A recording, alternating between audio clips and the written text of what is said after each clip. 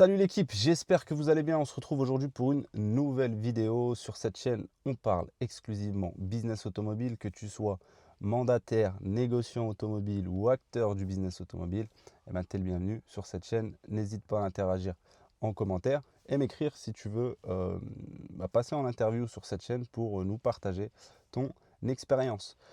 Le sujet de cette vidéo, comme tu l'as vu dans le titre de cette vidéo, le marché va mal. Euh, Tu connais ma transparence, c'est bien de parler de nos réussites, mais c'est aussi bien de parler des problématiques de ce business. Et je veux t'en faire part, que tu sois assez ancien dans la vente automobile ou que tu sois nouveau. N'hésite pas à me dire si tu es d'accord avec moi. On va aller voir aussi dans cette vidéo Marvin qui lui défie la chronique, qui est agent du réseau, qui fait un super mois de juillet. Lui, il est fidèle au poste, hein, il ne part pas en vacances et qui cartonne les ventes en ce moment. Bien que nous, dans le réseau, c'est un élément du réseau qui vend très bien avec d'autres pour cette période du mois d'août. Mais la période du mois d'août est compliquée pour plusieurs raisons. Ça fait pas peur, on est habitué, hein. En tout cas, j'ai jamais vécu, ça fait 9 ans que je suis dans l'automobile et j'ai jamais vécu de mois d'août extraordinaire. On a fait un super mois de juillet. Et la première raison à ça, c'est le mois d'août, les départs en vacances, que ce soit la source, nos clients qui nous confient des véhicules à la vente, nos clients B2B, nos clients pro, marchands qui sont en vacances, les clients acquéreurs qui sont en vacances, et nous, les membres du réseau aussi qui sommes en vacances, donc moins d'activité. Dieu merci, on a fait un très bon mois de juillet. On fait que d'avoir une croissance. Mais voilà, c'est le mois d'août. Donc si c'est calme et que tu passes ton premier mois d'août dans le business automobile, rassure-toi, c'est normal. Mais malgré tout, il ne faut pas le nier. Vous savez, je vous parle toujours des bons côtés, mais il faut aussi qu'on parle des mauvais côtés. Et ça fait quelques temps que je me rends compte que dans ce business, on nous met quand même pas mal de bâtons dans les roues, et ça sur plusieurs points. Donc je les ai même notés d'ailleurs pour pas les oublier. Mais rassure-toi, si tu as la dalle, si tu es un bosseur, ce marché existe depuis longtemps. Il faudra que tu t'en donnes les moyens, mais il continuera toujours d'exister, et le marché gagne toujours. On travaille sur un vivier qui est inépuisable. Peu importe la transition énergétique, on peut faire ce qu'on veut. Il y aura toujours des gens qui ont besoin. Les gens ont besoin d'un véhicule, et d'un véhicule d'occasion. Il y a plus de gens qui ont les moyens d'acheter une voiture d'occasion qu'une voiture neuve. Et peu importe la transition énergétique, si demain les voitures roulent à l'huile d'olive, on vendra des voitures d'occasion à l'huile d'olive. Mais voilà, on a quand même ces petits bâtons dans les roues qui nous ralentissent un peu dans notre croissance. Et avec comment on est capable d'avancer, on se dit putain, s'il n'y aurait pas tout ça, on irait encore plus vite. Mais la vie est semée d'embûches. Déjà, le prix du carburant. Et ouais, ça tue le marché en fait, c'est simple. 2,20 € le gasoil. 1,99 € le samplon 95. C'est abusé. On se rend compte du côté client-acquéreur qu'on a beaucoup plus de clients qui achètent un véhicule par besoin, un accident, viennent d'avoir le permis, une voiture en panne, que de gens qui achètent un véhicule sur un projet. Quand je dis un projet, pendant une période, on avait beaucoup plus de clients. Bon voilà, on veut une voiture plus grande, on avait une 207, maintenant on veut une Renault Capture, on veut une voiture plus agréable. Et en fait, les gens reportent leur projet automobile. Bah ouais, parce qu'ils se disent, potentiellement avec l'argent que j'ai mis de côté ou autre, c'est pas le moment d'acheter une voiture avec le prix du gasoil ou autre, c'est pas le moment. Donc ils reportent leur projet. Il y a aussi cette interrogation de se dire vers quoi je vais me tourner. Est-ce que j'achète un diesel? Mais au prix du gasoil, faut peut-être que j'achète une essence, mais peut-être que demain ils vont rouvrir le détroit d'Ormuz et peut-être que le gasoil va redescendre, donc je vais regretter d'avoir acheté une essence. Faudra peut-être que je passe à l'électrique. Mais si je passe à l'électrique et ça se débloque derrière, mais en fait, c'était pas ce que je voulais. Donc bref, je vais pas faire tous les scénarios possibles. Mais quand on parle avec nos clients, on vend beaucoup de voitures, on fait du volume, en tout cas à notre échelle. Et en tout cas, moi, j'adore échanger avec les clients, et c'est souvent ce qui revient. Donc c'est ces interrogations-là, et ça reporte les projets automobiles et ça ralentit le marché. Et qu'on le veuille ou non, c'est comme ça. Pouvoir d'achat aussi. À la France de Macron, c'est dur. Donc les gens, le projet automobile, au-delà du prix du carburant, c'est peut-être un petit peu plus compliqué aussi avec la conjoncture actuelle mondiale. Il n'y a pas que ça aussi, il y a les banques qui ferment, les gens qui font des crédits pour acheter des véhicules, les banques ferment les robinets et en plus les taux sont super élevés donc c'est aussi une part de marché pour laquelle on est impacté. L'État aussi qui met en place on est un petit peu les pestiférés, mais on en parlera dans cette vidéo, mais l'État qui met en place des choses pour les concessions et pas pour nous, les vendeurs de véhicules d'occasion, pour les grandes marques, par exemple le leasing social, qui je trouve d'ailleurs c'est quelque chose de super pour les gens aux faibles revenus. Ça leur permet d'acquérir un véhicule électrique sans apport pour très peu d'argent tous les mois.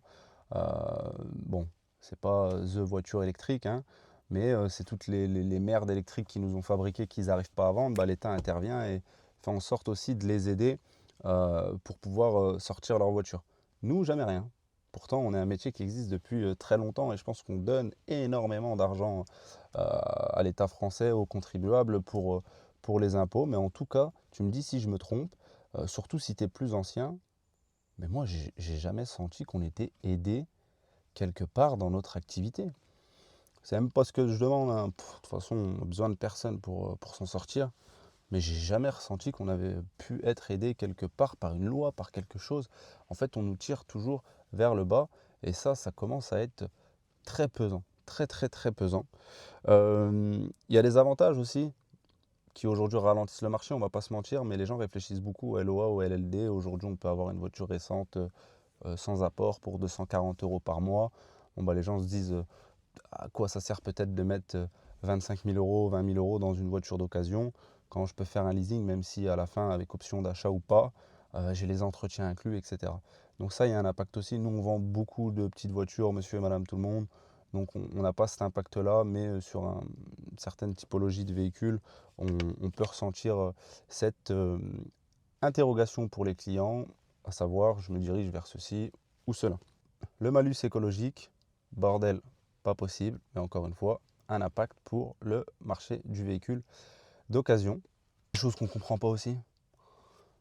J'ai un réseau avec plus de 900 voitures à vendre et on me refuse mon W garage. On va savoir pourquoi, on fait toutes les démarches possibles, mais on n'a pas de W garage, donc j'en ai pas l'utilité. Mais c'est comme ça, j'ai vu énormément de personnes cette année se faire refuser leur W garage. Très compliqué. On est aussi la peste noire quand tu veux entreprendre dans l'automobile, tu veux louer des locaux, c'est très compliqué de louer des locaux. Pourtant, je vois en tout cas plus de personnes qui vont faire un business, je sais pas, un salon de thé, qu'un marchand automobile qui lui va mettre la clé sous la porte, quoi. Même si on va pas se mentir, il y a aussi des problèmes, etc. Ça, il faut le dire aussi. Pour les banques, c'est pareil, hein, que ce soit les assurances ou les banques, quand tu démarres ton activité. Je ne veux pas te dégoûter, hein, crois-moi, tu vas réussir si tu t'en donnes les moyens. Les banques, quand tu es professionnel de l'automobile, c'est aussi compliqué. Les assurances, tu es professionnel de l'automobile, c'est aussi compliqué. Donc, encore des petites choses qui fatiguent. Mais en tout cas, ça, c'est pas des choses qui font ralentir le business, mais c'est des choses qui peuvent ralentir aussi ta progression. Nous, dans le réseau, on a de la chance d'avoir un peu plus, entre guillemets, de crédibilité. Mais nos agents, dans leur évolution, c'est-à-dire que tu peux démarrer ton activité sans avoir de locaux à une certaine échelle. Sans locaux, tu ne feras pas 10 ventes par mois. Aujourd'hui, quand tu veux aller chercher des locaux, si ce n'est pas des bureaux, c'est un petit peu plus compliqué. Mais en tout cas, on est là pour ça, on a cette expérience. Les protections juridiques, alors ça, il faut en parler. Vous êtes aussi beaucoup à m'envoyer des messages. Ilan, j'ai une procédure, qu'est-ce que tu en penses, etc. Ça pèse, ouais, ça pèse, ça pèse. Et plus tu fais de volume, plus ça fait partie aussi du métier. Le SAV, que tu vendes des télés, des téléphones ou des voitures. Mais encore une fois, je trouve que, alors oui, il faut protéger le consommateur. Ça, c'est très important. Il faudrait même le protéger encore mieux, mais vraiment mieux sur les bonnes raisons. Mais pas nous mettre dans la complication aussi pour des choses qui sont inutiles. J'ai vu beaucoup de gens arrêter leur activité aussi par rapport au SAV. Mais aujourd'hui, moi en tout cas, je ne fais pas l'ancien, je suis jeune, je pense, mais j'ai connu une période où quand j'ai démarré l'automobile, en tout cas, je ne me rappelle plus qu'il y avait des protections juridiques. Maintenant, c'est quelque chose de classique. Les gens ont leur carte bleue, etc.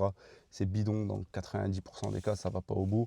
Et Il faut être juste. On en a déjà parlé plein de fois, mais il faut être juste avec les gens. Et si tu n'as pas été juste, bah, j'espère que tu perdras parce qu'il faut être juste dans la vie. Mais les gens abusent. C'est trop et j'en vois passer des gens là récemment. Une dame qui a acheté un véhicule il y a 8 mois, qui fait marcher une protection juridique pour une clim, un compresseur de clim qui ne fonctionne plus. Mais on est où en fait? Mais en fait, si tu veux acheter un véhicule neuf, tu vas acheter un véhicule neuf. C'est une réalité. Ça, c'est pas dire aux gens va te faire foutre. C'est une réalité en fait. Je voyais l'autre fois, sûrement que tu suis, je suis sur Instagram, Camel Garage, Monster Garage, qui disait, qui a mis un post super intéressant et qui disait les gens, en gros, j'ai plus les mots exactement, mais quand c'est leur voiture, ils vont chercher le mécano le moins cher, le devis, ils discutent. Quand c'est un SAV, ils te ramènent la facture directement de la concession. Et c'est vrai que ça, c'est abusé. Mais aujourd'hui, les gens font des déclarations strictement inutiles. Euh, Là, on est en procès, on a une procédure avec un client pour un acompte qu'on n'a pas rendu. Alors, exceptionnel ce client qui nous fait installer un attelage sur un véhicule. Le jour de la livraison, annule la vente, le droit de rétractation 14 jours. Mais Coco, tu récupéreras jamais ton acompte. On a installé un attelage, etc. Oui, mais c'est la loi, droit de rétractation. C'est la loi, mais on n'est pas des merdes en fait. On ne nous crache pas dessus, on ne nous écrase pas, et ça, c'est un manque de respect total. Mais le SAV aujourd'hui, bah, tu es marchand, tu as une garantie légale de conformité d'1 an. Je crois d'ailleurs qu'elle a augmenté. Bah, c'est la même chose que tu vends une voiture qui a 20 000 km, qui est de 2025, ou que tu vends une Clio 2 qui tombe en panne au bout de 11 mois, qui avait 250 000 km. Il y a une garantie légale de conformité. Alors que ce soit le moteur, je veux bien, mais si au bout de 11 mois, bah, il y a un alternateur ou un injecteur qui a lâché, bah, le pauvre marchand, il y est pour rien. Et la réalité, c'est qu'on ne fait pas des commissions astronomiques sur les voitures aussi. Encore une fois, que tu sois citoyen classique ou entrepreneur, la France de Macron, c'est dur. Donc je trouve qu'il n'y a pas de juste milieu et nous, on n'est pas protégés aussi sur ça. Et les SAV aussi, c'est réellement, réellement pesant et de plus en plus avec toutes les protections juridiques qu'il peut y avoir. Dernier point, la prospection. La prospection pour nous, les mandataires, on a su travailler sur ça, on va se réadapter parce qu'on est en cours de réadaptation à ce sujet-là. Mais on le sait depuis plusieurs mois, depuis le 11 août, la prospection téléphonique devient interdite. Je ne vais pas faire un long sujet dessus. Honnêtement, je pense que ça ne tiendra pas. Mais pareil, à la base, ça ne nous vise pas nous, mais indirectement, que ce soit que tu sois agent immobilier, agent automobile, mandataire, et tu es impacté aujourd'hui par cette loi. On attendra bien sûr la première jurisprudence parce que nous, on contacte des gens qui mettent un véhicule à la vente, donc on les contacte à ce sujet-là. On ne les appelle pas pour leur vendre un abonnement téléphonique ou une formation CPF ou bref, tous ces appels-là que vous recevez avec des téléphones fixes qui font mal à la tête. Euh, donc la prospection téléphonique, il a fallu aussi se réadapter sur ça, trouver d'autres solutions. C'est pas plus mal parce que aujourd'hui, c'est une niche c'est un terrain où tout le monde va, donc il faut se réadapter aussi. C'est un terrain qui était saturé, la prospection, et ça fait plusieurs mois qu'on le sait, donc on travaille à ce sujet-là. Voilà, plein de petites choses. Toi, dis-moi en commentaire ce qui te saoule dans cette activité. Crois-moi, tu as de beaux jours devant toi dans cette activité, que tu veuilles entreprendre ou pas. D'ailleurs, ce mois-ci, on a recruté, depuis le mois de juin, on a lancé une session de recrutement dans le réseau et je crois qu'on a 17 nouveaux agents qui sont en formation. Donc, si vous regardez cette vidéo, les gars, bah, bienvenue dans la famille. Et si tu es intéressé, je te mets le lien en description pour participer à une présentation d'entreprise. On est une équipe de champions dans ce réseau. On recrute que des champions. Donc, si tu penses être cette personne, postule. Sinon, perds pas ton temps, mon copain. On va aller voir Marvin. Je te fais voir vite fait. J'ai acheté une petite MG. Je suis dégoûté parce que je me faisais harceler. C'est pas moi en direct qui la vendait, mais on se faisait harceler dessus. Et tu as quelques voyants qui se sont allumés. Donc déjà, tu as les radars de recul qui ne marchent plus. MG m'ont dit que c'était dû à la chaleur. La caméra fonctionne, mais les radars ne fonctionnent plus. Le régulateur ne fonctionne plus. Donc le véhicule a 55 000 km. Très compliqué à vendre comme ça. Je suis dégoûté parce qu'on s'était fait harceler et c'est des pannes que je déteste parce que c'est de l'électronique, c'est compliqué Et c'est des pannes que j'aime pas et la voiture n'est plus garantie constructeur, elle doit l'être, mais vu qu'à un moment donné, elle a fait une révision en retard, et ben, elle sort du cadre de la garantie constructeur. C'est vraiment des chiens eux aussi pour 6000 km. Donc pas de garantie constructeur et faut trouver un bon électromécanicien à ce sujet-là. J'ai pas parlé d'un truc aussi, je reviens rapidement dessus. Tous les gars, je vous déteste. Tous les garagistes. Ah, mais je vous déteste, mais vraiment. Et si tu fais partie de ces gens-là, sache que je te déteste. Tous les garagistes qui font peur à nos clients, quand nos clients ont une petite panne, et aussi vous êtes une cause des problèmes, parce que je trouve qu'il n'y a pas de cohésion aussi entre marchands, bien qu'il faut toujours respecter protéger nos clients. Mais l'exagération pour vous faire du pain, du beurre sur le dos des clients, cette malhonnêteté, elle est horrible. Et en parlant aussi des concessions qui donnent, nous on s'est défendu, j'en avais fait une vidéo sur une Cupra qui avait 40 000 km où Cupra disait que c'était la boîte. Et au bout de X mois, un expert est venu et a dit non, non, pas du tout, c'est pas la boîte, c'est un capteur du sélecteur de vitesse, d'ailleurs, c'est connu. Et ils ont mis un devis à 18 000 euros pour une boîte. Au final, c'était pas la boîte. J'ai vendu une Tiguan il n'y a pas longtemps. Il y avait un bruit sur le tableau de bord, un petit cliquetis. Je ne sais pas si j'arrive à le dire. J'ai fait une vidange de boîte pour le client chez Volkswagen. Le mec m'a dit non, mais il faut démonter le compteur, etc. Il faudra faire un devis. J'ai ramené un copain. Entre le tableau de bord et le pare-brise, il y avait un petit couteau. Le mec, il a dû bouffer dans sa voiture à l'époque, l'ancien propriétaire. Et il y avait un petit couteau qui tapait comme ça sur le pare-brise qu'on ne voyait pas à l'œil nu. On ne pouvait pas mettre les doigts, c'était trop serré. Ils ont failli nous faire faire. En fait, ils sont toujours là pour que ce soit nous, hôtes, compliquer les choses et faire peur aux clients. Là, on a une cliente qui, malheureusement, avec qui c'était super bien passé et qui va entamer une procédure. Je me plains dans cette vidéo, tu m'excuseras, mais qui va faire sa vidange. Elle a acheté une voiture il y a plusieurs mois. Je ne vais pas dire exactement, je crois 6 mois, 7 mois. Elle veut faire une vidange avant d'aller en vacances. Elle a parcouru déjà plusieurs kilomètres avec le véhicule. Et le garage lui dit madame, vous avez une fuite d'huile. Il faut changer la distrib. Donc elle a une facture, la distrib elle a été faite avant la vente, etc. Ah non, non, mais quand vous faites la vidange sur ce modèle, il faut faire une distrib. Ah, ok, d'accord. Ça je savais pas, mais bon. Euh, donc la cliente nous appelle. Mais madame, est-ce que vous voyez une fuite d'huile? Est-ce que vous voyez une tache d'huile par terre? Bon, c'est pas la principale raison d'une fuite d'huile, mais est-ce que votre véhicule vous a redemandé de l'huile? Est-ce que vous avez senti une surchauffe moteur? Est-ce que vous avez des indications? Ah non, pas du tout, la voiture elle roule très bien, on ne me demande pas d'huile, j'ai pas besoin de rajouter d'huile. Je fais le niveau d'huile, c'est potentiellement bon, mais ils m'ont dit qu'il y a une fuite d'huile et sur ce modèle, faut. Donc, non, madame, c'est. Oui, mais c'est mon garage, je les connais depuis des années, j'ai confiance, etc. Qu'est-ce qu'on fait? Qu'est-ce qu'on fait? Mais non, c'est pas comme ça. Et malheureusement, les garagistes sont pas tous, hein, loin de là, j'en connais plein, mais sont les premiers à stresser les gens, à essayer de gonfler des factures parce que ils sont là aussi pour faire leur pain. Mais beaucoup de malhonnêteté. Je mets pas tout le monde dans le même panier, hein, comme il y a des marchands, des intermédiaires, etc., qui sont loin d'être réglo. Ça, c'est comme ça partout, il y a des bons et des cons partout. Mais en tout cas, cette partie-là, elle est horrible dans notre business et je trouve c'est très dommage qu'on s'aide pas. On n'a pas à céder en fait, on n'est pas copains, on se connaît pas, etc. Mais il faut être juste. Et en fait, derrière, ça peut impacter un professionnel. Ça peut. L'autre fois, il y a un pro qui m'a écrit, qui m'a dit j'avais investi dans le business et j'ai une vente qui m'a ruiné, on m'a attaqué en justice, etc. Donc faites très attention, soyez formés, euh, sans forcément acheter de formation ou autre, mais soyez dans quelque chose de solide et connaissez le métier parce que c'est pas aussi simple que ça. Et moi, j'aime être transparent. On vous fait voir toutes les réussites, mais on vous fait voir aussi, on échange sur des difficultés entre copains, les gars. Bon, je parle beaucoup, on va voir Marvin. Je suis en train de faire le montage de cette vidéo et j'ai oublié un point très très important et celui-là, je sais qu'il vous énerve parce que vous êtes beaucoup à m'en parler.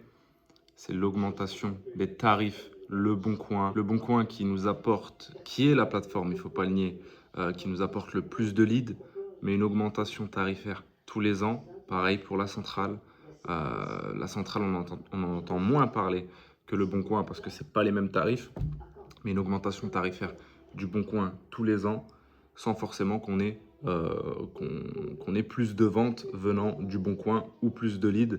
Donc ça, c'est très compliqué parce qu'aujourd'hui, pour un professionnel de l'automobile, peu importe son échelle, c'est une chose qui fait partie des budgets plus importants et voire très souvent plus élevés que le loyer. Donc ces tarifs qui augmentent sans cesse, ça devient très très compliqué. Moi, je vous ai déjà fait une vidéo sur ça, hein. Je paye plus de 300 000 euros par an le Bon Coin. Après, il y a un volume, mais vraiment peu importe l'échelle. Aujourd'hui, le petit marchand qui va avoir 10 voitures en stock, qui va sortir 3 à 4 voitures par mois, c'est un budget qui est conséquent et qui fait que d'augmenter tous les ans sans avoir plus d'intérêt. Et surtout ces derniers mois, que ce soit au mois de juillet ou au mois d'août, il y a eu beaucoup de bugs du Bon Coin. Il y en a encore eu un il y a moins de 2 semaines. Ça nous impacte. Ça nous impacte nos mois de vente. Moi, j'ai demandé un geste co qu'on m'a accordé. J'étais surpris. J'ai dit, écoutez, au mois de juillet, les annonces n'étaient pas visibles pendant au moins 3 jours. En tout cas, certaines des annonces. Il m'a envoyé un message pour me dire, ouais, écoutez, on accepte un geste co, on vous fait passer au pack supérieur. Donc, c'est un pack avec des annonces à la une. J'ai dit, ouais, vraiment super, mais je me suis dit, c'est bizarre. Donc, je leur ai dit, attendez, parce que là, vous allez me faire passer au pack supérieur. Mais est-ce que je garde mes points de remise? Oui, pas de problème. Mais une fois qu'en fait, ils m'ont dit qu'ils m'offraient ça jusqu'à la fin de mon contrat. Du coup, je leur ai dit, mais attendez, quand mon contrat va se finir, il va être prolongé. Par contre, je vais redescendre au pack que j'ai actuellement qui me convient très bien avec 2 remontées par semaine, etc. Mais je garderai mes points de remise. Ils m'ont dit, ah non, non, si vous rétrogradez, je dis, je rétrograde pas, vous m'avez offert quelque chose et je reviens à ce que j'étais. Donc si je perds mes points de remise, votre truc, c'est un cadeau empoisonné. Donc au final, j'ai pas accepté et voilà, encore un bâton dans les roues. Allez, je reprends le montage, on continue cette vidéo. Mister Vente, Salut la team. Monsieur Vente, on a fait les comptes ensemble. Je comprends pas, c'est la catastrophe en ce moment dans le réseau. Après, c'est le mois d'août. Et t'as lui Même dans la catastrophe, on arrive à s'en sortir. qui me dit non, moi là je crois qu'il est à 13 ventes depuis le mois d'août. Ça fait presque une vente par jour. On est le 15 aujourd'hui. Quasiment. L'épreuve, toujours l'épreuve. Tu sens que c'est calme au niveau des leads ou c'est toi qui sais closer le peu de leads que t'as là en ce moment? Franchement, au niveau des leads, ça va. Ah Moi, ouais? je trouve que ça va. Au niveau des leads, je reçois des leads tous les jours. Bon, là, ça s'est calmé ces 2-3 jours là. Ouais. Mais sinon, je recevais vraiment énormément de leads. Enfin, Une, deux, non, ça c'était juillet. 3, 4, 5, 6, 7, 8, 9, 10, 11. Ça c'était juillet. 12. 12 ventes. En 15 jours, on est le 15. Ouais. Eh ben ça écoute, fait, quasiment une vente par jour. quasiment une vente par jour pour un mois d'août, ouais. Ouais, c'est pas. Bah écoute, monsieur Marvin, chapeau. Comme Ouais. d'hab, qu'est-ce Ouais. qui fait ce secret? Bah écoute, le secret, c'est la disponibilité. Hein. Parce que là, tu sais très bien, les gens, ils partent en vacances. T'es leur dernier rempart. Ouais, même les professionnels, hein, même nos partenaires pro et tout, ils sont en vacances, donc c'est vrai que le marché est plus libre. Exactement. Toi, c'est génial dans le réseau, nous, je te mens pas, c'est c'est le mois clair. d'août, quoi, on est habitué. On a fait un super mois de juillet, on a fait, je crois, 230 et quelques ventes. Ouais, c'est pas mal. Bon mois de juillet, mais le mois d'août, là, c'est la catastrophe. On n'est même pas à 50% de ce qu'on avait fait à la même période le 15 juillet. Maintenant, il y a beaucoup d'agents en vacances. Hein. Tu vois, toi, les collègues ici, là, ils sont en vacances. C'est ça. Donc, C'est déjà, ça. il y a beaucoup d'agents en vacances, il y a beaucoup de clients en vacances. Ouais. Il y a beaucoup de mandats qui ont été vendus qui ne se sont pas encore remplacés. Mmh. En fait, il y a plein de choses comme ça qui vont venir faire ralentir le marché.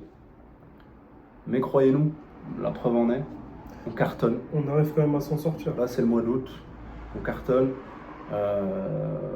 Mais il faut s'adapter. Il faut avoir encore plus la dalle que ce que tu peux avoir avant. Exactement. Trouver des solutions, travailler plus, de la réactivité avec les clients, s'adapter aux conjonctures. Et ça, c'est hyper important. C'est plein de petites choses qui sont lourdes.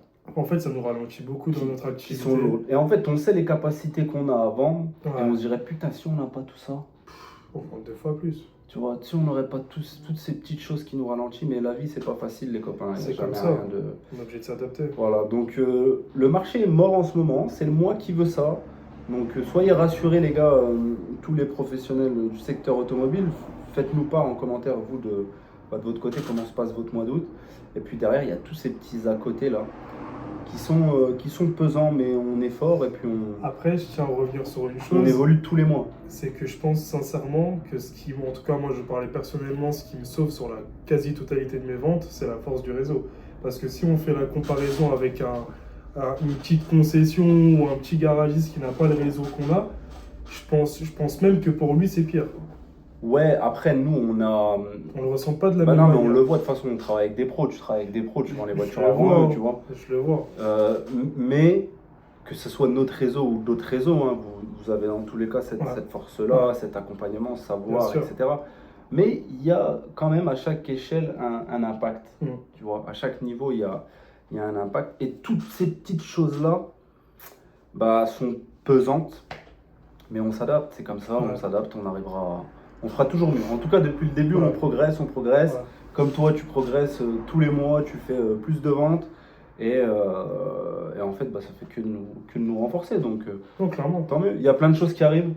Ouais. Non, on parle pas là. Non.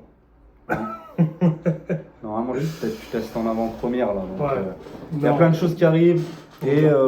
bah voilà les gars, petite vidéo, ça faisait longtemps. Petite vidéo avec Marvin Auto.